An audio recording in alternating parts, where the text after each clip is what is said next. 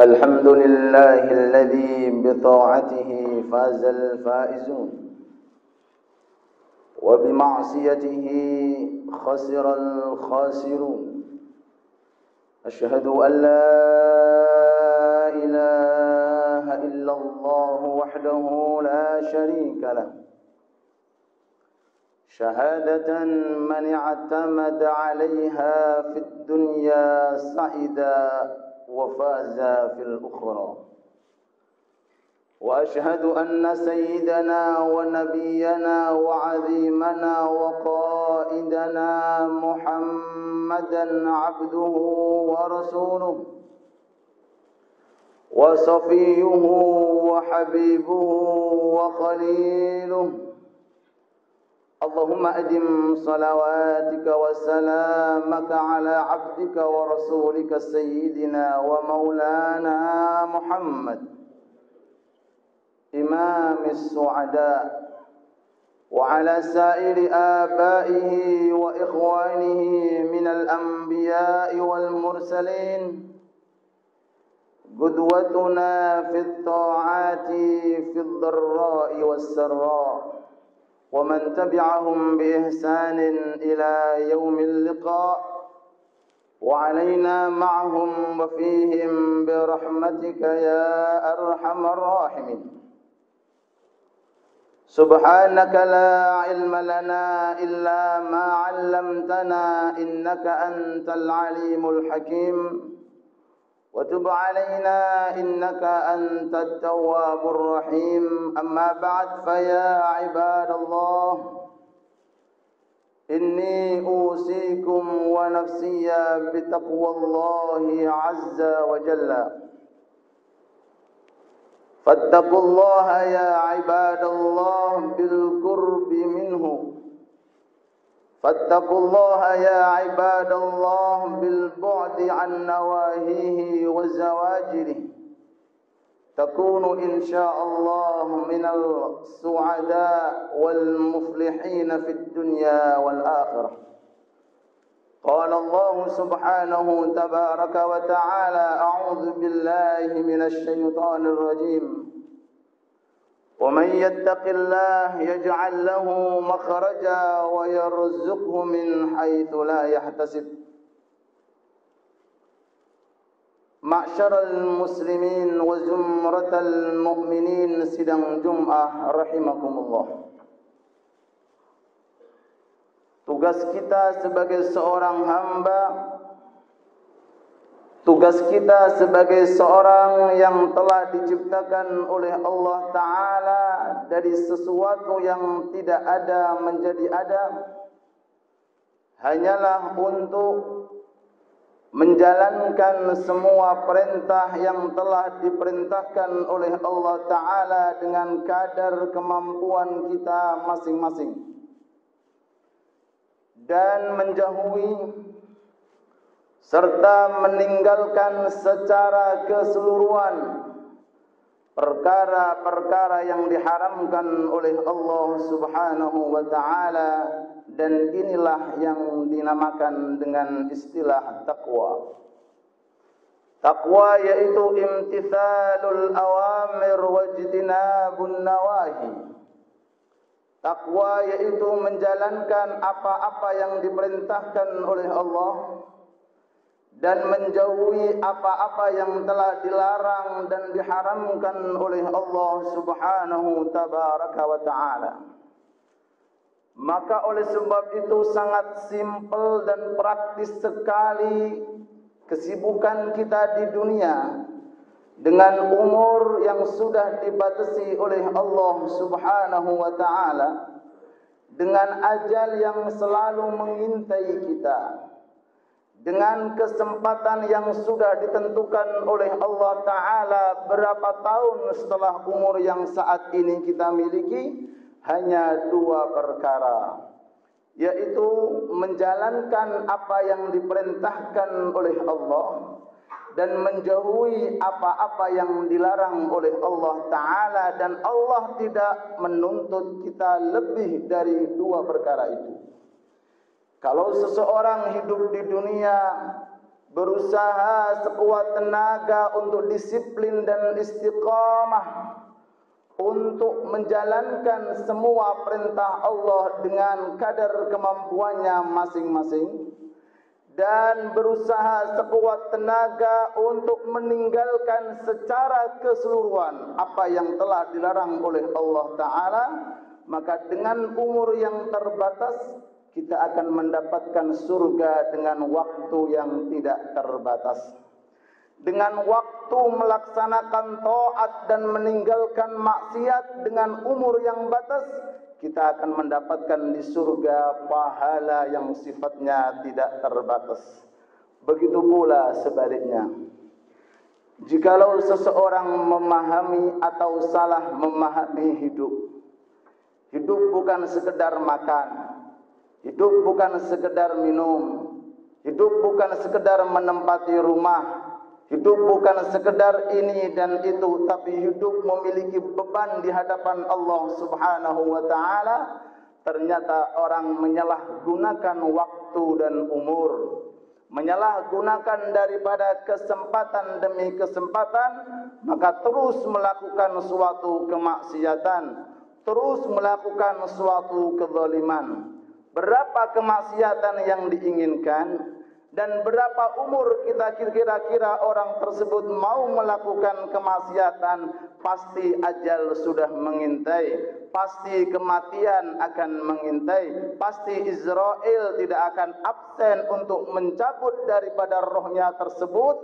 Dan kelak na'udzubillah, jika Allah Ta'ala tidak mengampuni, maka neraka balasannya sangat pedih. Bukan setahun, bukan 2 tahun, dan bukan 10 tahun, tapi ribuan daripada tahun. Oleh sebab itu, ma'syarul hadirin wa zumratal mu'minin rahimakumullah, mari manfaatkan waktu dan kesempatan, manfaatkan umur yang Allah Ta'ala berikan kepada kita dengan sebaik-baiknya.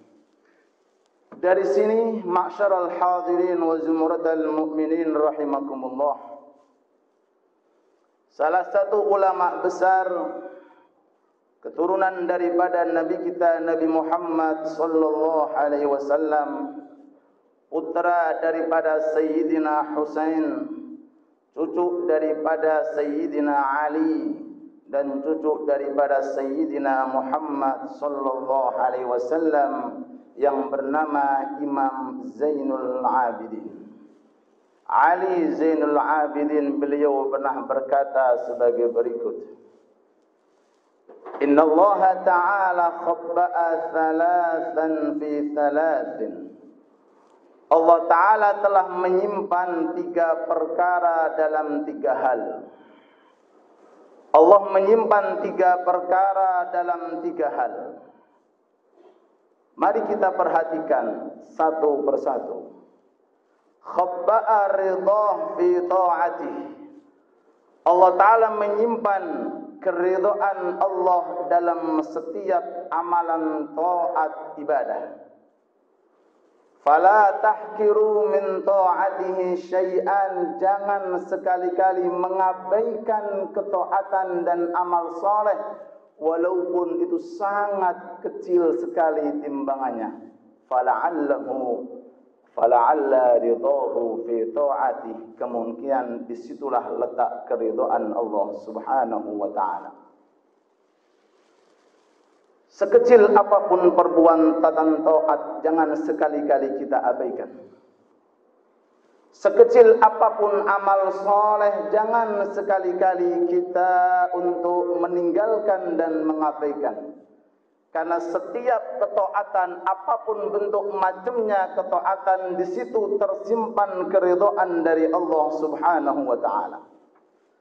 Semisal Nabi Muhammad alaihi salatu wassalam mencontohkan kepada kita dalam hadis sahihnya, La tahkiranna minal ma'rufi syai'an walau an talqa akhaka biwajhin talik.